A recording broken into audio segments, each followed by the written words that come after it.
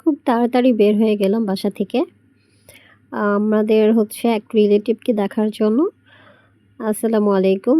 সেদিন আমার হাসব্যান্ড, আমি আর আমার মেয়ে বেরিয়ে গেলাম আমাদের এক রিলেটিভকে দেখার জন্য। সে হচ্ছে হসপিটালে অ্যাডমিট করা আছে। তার হচ্ছে একটা সুসংবাদ আছে। তো সেই সুসংবাদটাই হচ্ছে দেখার জন্য আ ফোনে শুনেছি, কিন্তু হচ্ছে সামনাসামনি দেখা হয়নি। তাই এই যে আমরা ২ জন হচ্ছে বেরিয়ে পড়লাম। আর হসপিটালে যেহেতু যাব, একবারেই সাধারণভাবে হচ্ছে রেডি হয়ে বের হয়েছি। জাস্ট হচ্ছে ড্রেসটা পরেছি, চুলটা বেঁধেছি আর হালকা করে একটু লিপ গ্লস দিয়ে বেরিয়ে গেছি। কারণ যেহেতু রোগীকে দেখতে যাব, বেশি সাজুগুজু করে তো আর যাওয়া যাবে না। আর এখানে আমার সোনা পাখি দেখেন কি খুশি, ও বাহিরে বের হলেই হচ্ছে অনেক খুশি হয়ে যায়। তো সবাই ওকে দেখে মাশাআল্লাহ বলে দিবেন। আর হচ্ছে আমরা তো কাছাকাছি চলে আসছি। আর এই রাস্তাটা দিয়ে হচ্ছে আ গেলে হচ্ছে আমার কিছু পুরনো স্মৃতির কথা মনে পড়ে যায়। তাই হচ্ছে আমি একটু দেখতেছিলাম আর সে স্মৃতিরগুলি কথা হচ্ছে মনে করতেছিলাম। তো যাই হোক, আমরা চলে আসলাম। আ খুব তাড়াতাড়িই চলে আসছি। ওই রাস্তাটা আসলে জ্যাম তেমন একটা ছিল না। তো এসে হচ্ছে এই যে রিক্সা থেকে নেমে পড়লাম। আর হচ্ছে আমার মেয়ে তো হচ্ছে নামতে চাচ্ছিল না রিক্সায় বসে। তো ওকে অনেক জোর করে নামানো হয়েছে। তারপর তো ওই যে হাঁটাহাঁটি করতেছি, সে আমার সাথে হাঁটবে না, সে তার হচ্ছে বাবার সাথে হাঁটবে। তারপরে তাকে আমি জোর করেই হচ্ছে মানে নিয়ে আসছিলাম ধরে, ধরে। যেহেতু আমার হাসব্যান্ডকে আমি বলছি, "তুমি একটু ভিডিও করো।" তাই সে আমার সাথে হাঁটবে না, তার বাবার সাথে হাঁটবে। এই যে দেখেন, বাবা আর মেয়ের হচ্ছে ২ জনে মিলে হচ্ছে দুষ্টুমি শুরু হয়ে গেছে। আর হচ্ছে ২ জনেই হচ্ছে মানে কে কার আগে, আগে দৌড়ায় হচ্ছে সামনে যেতে পারবে। তো আমি যে মানে হাঁটতেছিলাম, উপরে উঠতেছিলাম আর এখানে হসপিটালে এসে আমার মনটা অনেক খারাপ হয়ে গেল। এখানে হচ্ছে এসে শুনি যে হচ্ছে লিফটটা হচ্ছে দুপুর ২ টা পর্যন্ত ওপেন থাকে। এটা কোনো কথা বলেন তো?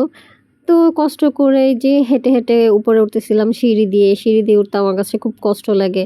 মনে হয় কি অনেক বেশি হাঁটুগুলো খুব ব্যথা করে। কেমন জানি লাগে। কারণ আসলে সিঁড়িতে সবসময় চলাফেরা করা হয় না। আর এত উপরে ৪ তলার ৪ তলা ছিল। তো নিচতলা থেকে আ উঠে আসতেছিলাম, অনেক খারাপ লাগতেছিল। তো যাই হোক, এখানে এসে দেখতেছি মোটামুটি মানুষের অনেক ভিড় ছিল। আর হসপিটাল তো অবশ্যই মানুষের ভিড়ই থাকবে। অন্যান্য মানুষের তো আর নরমাল মানুষ, সুস্থ মানুষরা তো আর হসপিটালে আসে না। কোনো না কোনো প্রবলেমের কারণেই তো তারা আসে। সেদিন আমরা সেই আ নতুন বেবির জন্যই আমরা ওয়েট করছিলাম। মাশাআল্লাহ, আলহামদুলিল্লাহ সে আমাদের মাঝে সুস্থ স্বাভাবিকভাবে হচ্ছে কোনো সমস্যা হয়নি। আলহামদুলিল্লাহ সে সুস্থ স্বাভাবিকভাবেই দুনিয়াতে চলে আসছে আমাদের মাঝে। ওর জন্যই আমরা এতক্ষণ ধরে ওয়েট করছিলাম যে কখন হচ্ছে আমরা বেবিকে দেখতে পাবো, দেখতে পাবো।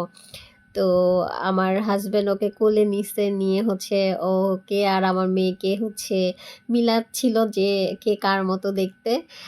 তো আমরা সেগুলো নিয়ে কথা বলতেছিলাম।